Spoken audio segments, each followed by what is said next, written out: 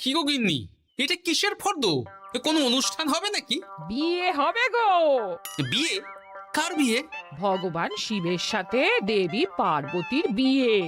সামনে শিবরাত্রি, মনে নেই? হ্যাঁ, তা মনে আছে, কিন্তু এই ফর্দটা কি জন্য গিন্নি?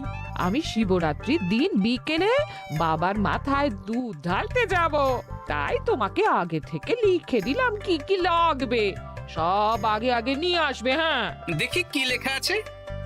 দুধ 1 সের, গঙ্গা জল, নারকেল, ঘি, মধু, দই, সন্দেশ, রসগোল্লা, আকন্দ ফুলের মালা, ধূপ, মোমবাতি, 108টা বেলপাতা, ধূত্র ফুল, নীলকণ্ঠ ফুল, লাল পাড় সাদা পাটের শাড়ি। ওরে বাবা, এত কিছু! হুম, এখন ওরে বাবারে মারে কিছু চলবে না, চলবে না। আর আগে থেকে লিখে দিয়েছি, আমি কোনো বায়না শুনবো না। হ্যাঁ, যদি না নিয়ে আসো তাহলে কিন্তু চলে যাব। হ্যাঁ, বলি, শিবরাত্রির দিন তো মেয়েরা বাবার মাথায় দুধ জল ঢালে বাবার মতন স্বামীর কামনায়। তা আমি তোমার স্বামী তো উপস্থিত, তাই এত কিছু। তোমার মঙ্গল কামনায় গো। তুমি আর বাড়তি কথা বলবে না, যা বলেছি সেদিন নিয়ে আসবে। হ্যাঁ, বেশ বেশ, ঠিক আছে বাবা, ঠিক আছে। তাহলে আমি এখনই যাই, সব দোকানে দোকানে বায়না করে আসি। সেদিন তো এইসব জিনিসের চাহিদা তুঙ্গে থাকে। হ্যাঁ, তা যাও, সেটাই বুদ্ধিমানের কাজ হবে। হ্যাঁ,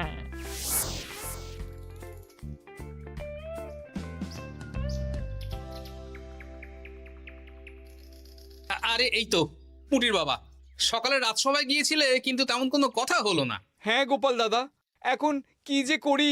ঠিক আছে ঠিক আছে, আমি দেখছি কি ব্যবস্থা করা যায়, বুঝলে। ঠিক আছে গোপাল দাদা, একটু দেখো, বুঝতেই তো পারছো অভাবের সংসার।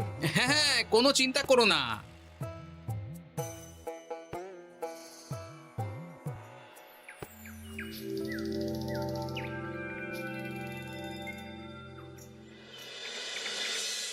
আচ্ছা, আজ তাহলে শিবরাত্রির আয়োজন নিয়ে আলোচনা হোক।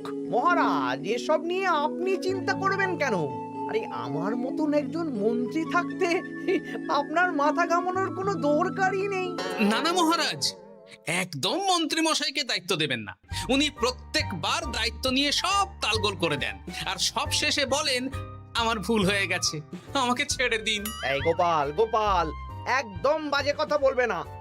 আমি এখন ভালো হয়ে গেছি। ভালো না কালো? মহারাজ মহারাজ, আপনি আমাকে দায়িত্ব দিন, আমি সব সামলে দেব। সব কাজ সবাই মিলে করলেই তো ভালো। পুজো পাঠের দায়িত্ব আমার, বাকি আমি জানি না। সে ঠিক আছে, কিন্তু পুজোর জোগাড় অনেক দায়িত্ব, সব হিসেব করে কেনাকাটা করতে হয়। সবচেয়ে বড় ব্যাপার, তার জন্য সৎ হতে হয়। আমি কি অসৎ নাকি? আমি সব দায়িত্ব নেব। না, আমি নেব। আমি নেব। আমি। আহ, চুপ চুপ, একদম চুপ। গোপাল দায়িত্ব নেবে না মন্ত্রী, সেটা তো বিচার করতে হবে। কিভাবে বিচার করবেন মহারাজ? হ্যাঁ, একটা বুদ্ধির পরীক্ষা নেওয়া হবে।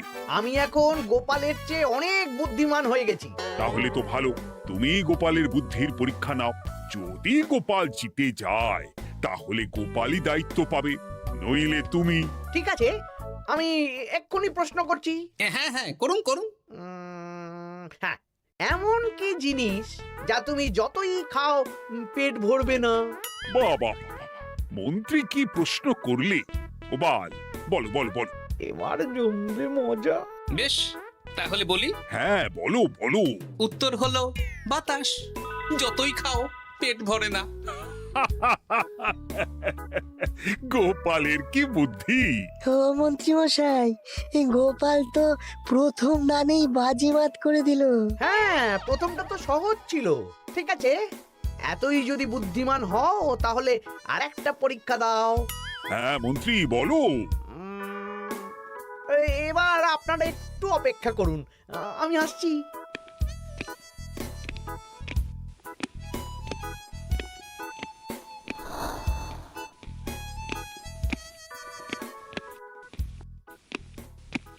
এই তো মন্ত্রী এসে গেছে, আবার হাতে একটা খাঁচা।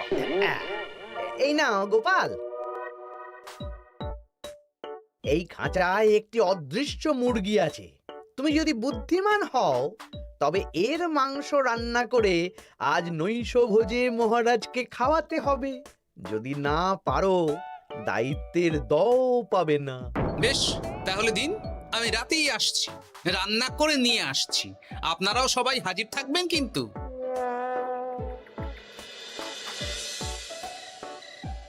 এই সেরেছে, গোপাল যে এখনো এলো না।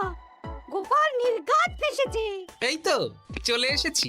এ কি গোপাল, তুমি তো খালি হাতে। মাংসের ঝোল রেঁধেও এনেছি। কই গোপাল, অদৃশ্য মুরগির ঝোল কোথায়?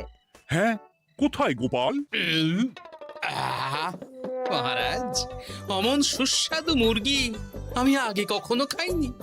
আমি সেটা রান্না করে রাজপ্রাসাদের প্রধান ফটকের বাইরে রেখে এসেছি। মস্করা হচ্ছে? চলুন তো গিয়ে দেখি। হ্যাঁ, চলো তো।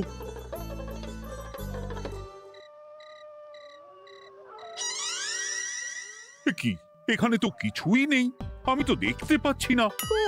আমরা তো কেউ কিছু দেখতেই পাচ্ছি না। কোথায় কোথায় মাংসের ঝোল? আরে মন্ত্রী মশাই, অদৃশ্য মুরগি রান্না করলে ঝোলটাও তো অদৃশ্যই হবে। আপনি দেখতে পাচ্ছেন না, মানে আপনার মনে পাপ আছে, নইলে আপনার চোখের সমস্যা। মহারাজ তো ঠিকই দেখতে পাচ্ছেন, তাই না মহারাজ? এই রে, গোপাল তো মোক্ষম জবাব দিয়েছে। হ্যাঁ হ্যাঁ, চমৎকার ঘ্রাণ বেরোচ্ছে। মন্ত্রী, তুমি দেখতে পাচ্ছ না কেন? ইয়ে না মানে ঠিক আছে ঠিক আছে, পাচ্ছি, দেখতে পাচ্ছি। একটু ঝাপসা লাগছে, মনে হয় চোখ দেখাতে হবে। তার মানে গোপাল তো মন্ত্রী মশাইকে পর পর দুবার হারালো। আর একটা সুযোগ দিন মহারাজ, শেষ সুযোগ। বেশ, দিলাম। গোপালের কিন্তু বিশাল বুদ্ধি। মন্ত্রী, দেখো তো তুমি পারো কিনা, আর এটাই শেষ সুযোগ। মহারাজ, গোপাল যদি এতই বুদ্ধিমান হয় তবে ও কি বলতে পারবে কাল ভোরে আমার মনে প্রথম কোন চিন্তাটা আসবে? এটা তো খুবই সহজ কথা। কাল ভোরে আপনার মনে প্রথম চিন্তা আসবে মহারাজ যেন দীর্ঘজীবী হন এবং রাজ্যের উন্নতি হোক। এই সেরেছে, এবার তো মহা ফাপড়ে পড়লাম। আমি যদি বলি না, এটা আমার চিন্তা ছিল না, তবে মহারাজের কাছে বরদান যাবে। আর যদি বলি হ্যাঁ, তবে গোপালের বুদ্ধির কাছে আমাকে হার মানতে হবে। এই মন্ত্রী, বলো। হ্যাঁ, ঠিক বলেছ গোপাল, এটাই আমার চিন্তা ছিল। সাবাস গোপাল, সাবাস, কি তীক্ষ্ণ বুদ্ধি। তাহলে এই বুদ্ধির পরীক্ষায় বিজয়ী হলো গোপাল। জয় গোপালের জয়। তাহলে শিবরাত্রির পুজোর আয়োজনের দায়িত্ব এবার গোপালের।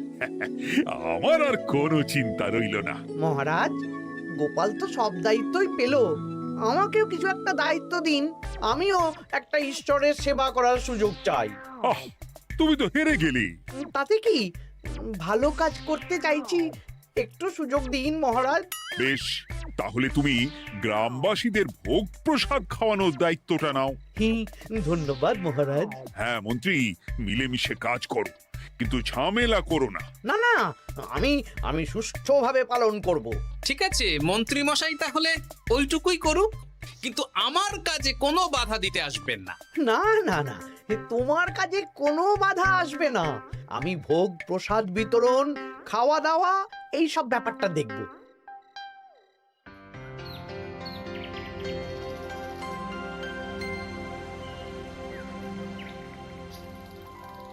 বলুন মন্ত্রীমশাই, সকাল সকাল ডেকে পাঠালেন? শোন বটা ঘটা, এবারে শিবরাত্রি উপলক্ষে যে ভোগ প্রসাদ জনগণের উদ্দেশ্যে বিতরণ হবে তার পুরো দায়িত্বই আমার। তাতে কি, মহারাজ আয়োজন করেন আর সব রাজ্যবাসী বিনামূল্যে খেয়ে যান। সেই প্রথা এতদিন চালু ছিল, কিন্তু এবার একটু অন্যরকম হবে। কিরকম কিরকম? তোরা দুজন আমার নাম করে সব গরিব প্রজাদের কাছ থেকে ভোগ খাওয়ার জন্য চাঁদা তুলবি। শিব পুজোয় চাঁদা? হ্যাঁ দাদা, না মানে ঘটা, খুব সামান্য। বাড়ি আর দোকানগুলোয় যাবি আর মাথা পিছু 1 আনা করে তুলবি, কেমন? বেশ, তারপর? তারপর বলবি ঢালাও খাওয়ানো হবে, এলাহি আয়োজন। আচ্ছা ঠিক আছে। তবে ভুল করেও কোনো রাজসভাসদদের বাড়ি থেকে বা মান্যিগণ্যি লোকের বাড়ি থেকে এই চাঁদা তুলিস না যেন। না না, বুঝতে পেরেছি, তুলবো না। হ্যাঁ, বলবি সারা রাত পুজো হবে, পরের দিন সকালে হবে প্রসাদ বিতরণ। কেমন?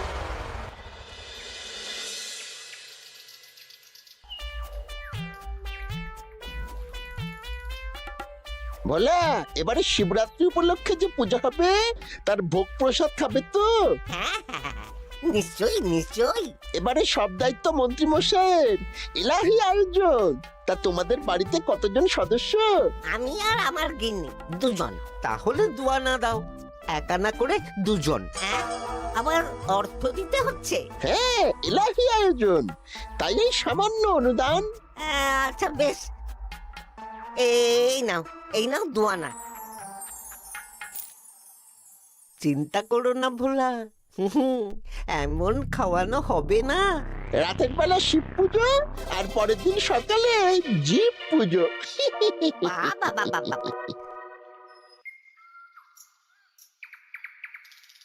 সব দোকানে দোকানে আমি যাচ্ছি, আর তুই লোকজনের বাড়ি বাড়ি যা। বেশ। রে, কত হলো? অনেক হয়েছে মন্ত্রী মশাই, এই দেখুন। বাবা বাবা বাবা, এক আনা করে নিয়েই তো থলে ভরে গেছে। হ্যাঁ, এবার হবে মাছের তেলে মাছ ভাজা। মহারাজও ভোগের আয়োজনের জন্য আজকে মোহর দিয়ে দিয়েছেন। তার মানে তো আপনার মুনাফাই মুনাফা, লাভই লাভ। আমাদেরকেও কিছু দিন। দেব দেব, এখনো কাজ বাকি আছে।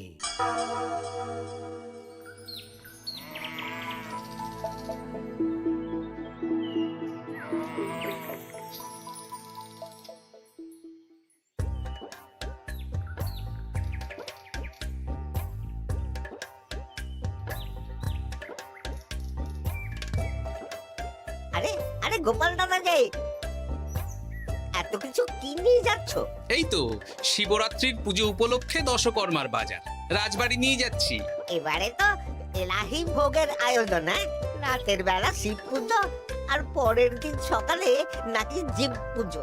মন্ত্রী মশাই দায়িত্ব নিয়ে খাওয়াচ্ছেন।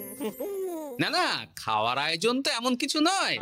আমি যতদূর জানি ওই খিচুড়ি, আলুর দম, ছেঁচড়া, পায়েস, চাটনি আর একটা করে মিষ্টি। আর যতদূর জানি এই ভোগ খাবার জন্য সব গ্রামবাসী থেকে মাথা পিছু 1 আনা করে নিয়েছেন। হ্যাঁ, ভোগের প্রসাদ তো বিনামূল্যে। মন্ত্রীমশাই 1 আনা করে মাথার পিছু নিয়েছেন? হ্যাঁ গো, এরকম তো কথা ছিল না। আচ্ছা আচ্ছা, আমি দেখছি কি করা যায়। দেখছি আমি দেখছি।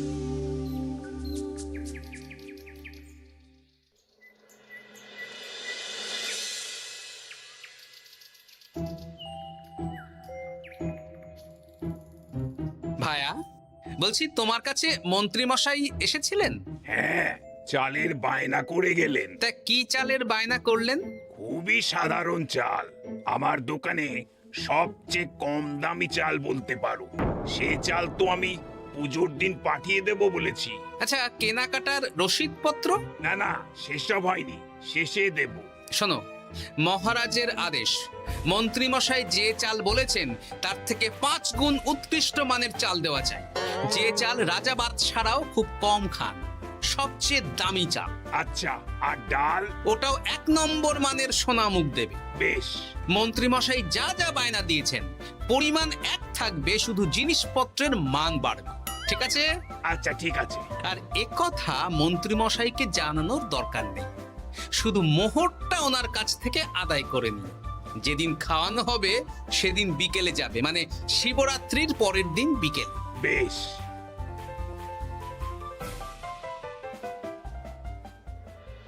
নাও ধরো গিন্নি, যা যা বলেছিলে সব কিনে এনেছি। এবার আমি মন্দিরে গেলাম, কেমন? ঠিক আছে গো, তুমি কি ভালো। দীক্ষেতা, চললাম এখন ভিড় সামলাতে।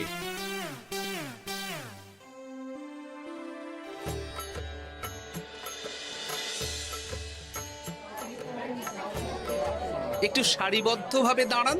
আপনারও সুযোগ আসবে, বাবা কাউকে ফিরিয়ে দেবে না। দেখো মন্ত্রী, দেখো গোপাল কি সুন্দর ভিড় সামলাচ্ছে।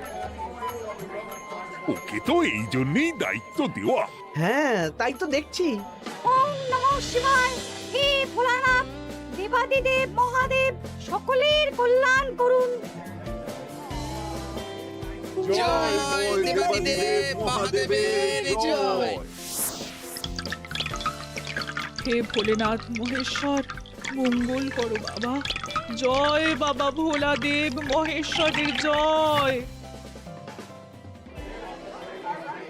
তা তোমার শরীর এখন কেমন? এই তো বেশ ভালো আছি। সবই তোমার জন্য। তুমি না সাহায্য করলে ওই ওষুধ আমার পেটেই পড়তো না। না না, আমি তো নিমিত্ত মাত্র, সবই মহাদেবের ইচ্ছে। জয় বাবা মহাদেবের জয়। চলি গো। কাল ভোগ খেতে তাড়াতাড়ি চলে এসো।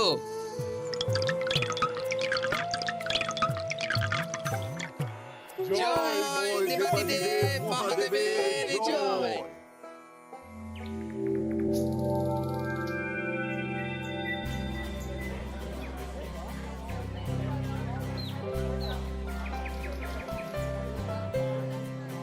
সত্যি মন্ত্রী মশাইয়ের ভোগের প্রসাদ পেয়ে মনটা ভরে গেল।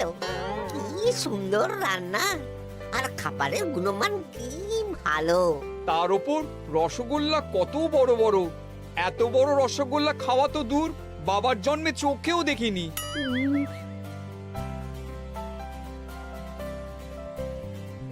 এই সেরেছে।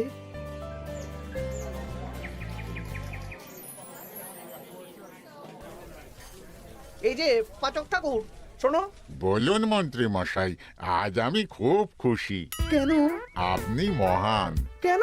মানে আপনি যে চাল পাঠিয়েছেন সে চালে রান্না করা আমার স্বপ্ন ছিল।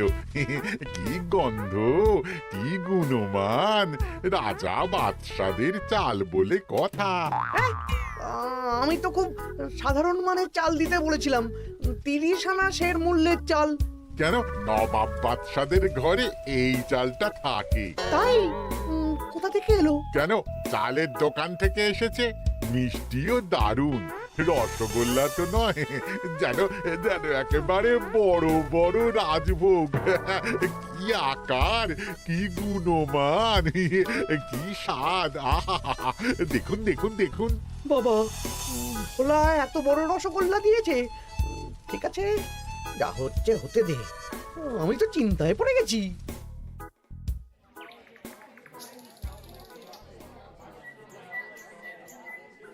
মন্ত্রী, তুমি কি করেছো? তোমার নামে তো সবাই সুখ্যাতি করছে। না না, এই আর কি। আমি যা অর্থ দিয়েছি এই আয়োজনের জন্য তো তার চেয়ে 5 গুণ বেশি মোহর লাগবে, কিন্তু তুমি কি করে করলে? মন্ত্রীমশাই সত্যিই ভালো হয়ে গেছেন। দেখো গোপাল, দেখো মন্ত্রী সত্যি বদলে গেছেন। সবই তো জনগণের সেবার জন্য। কে জানে বাবা, কি গড়বড় হয়ে গেল।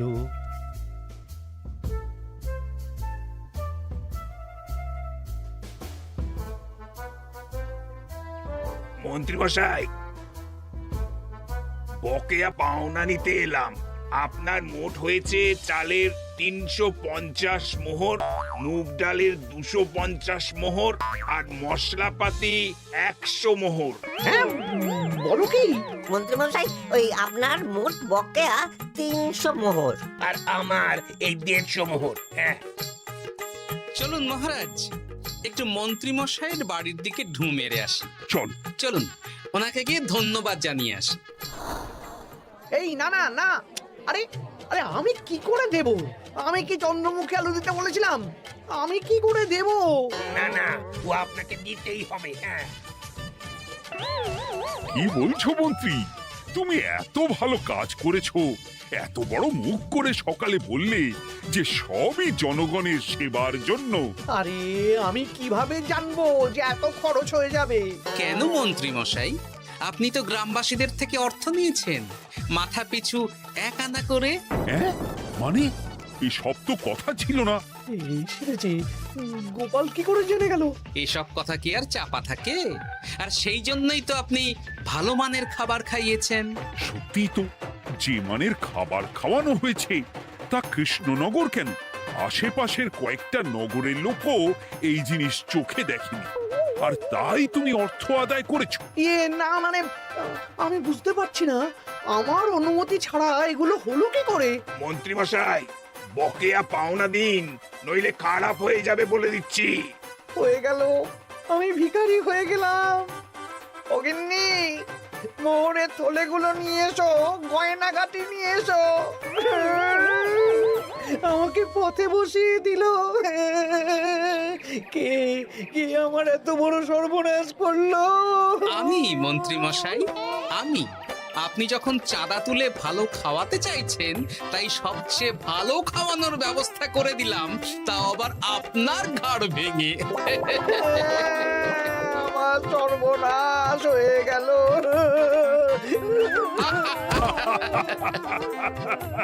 জয় মহাদেবের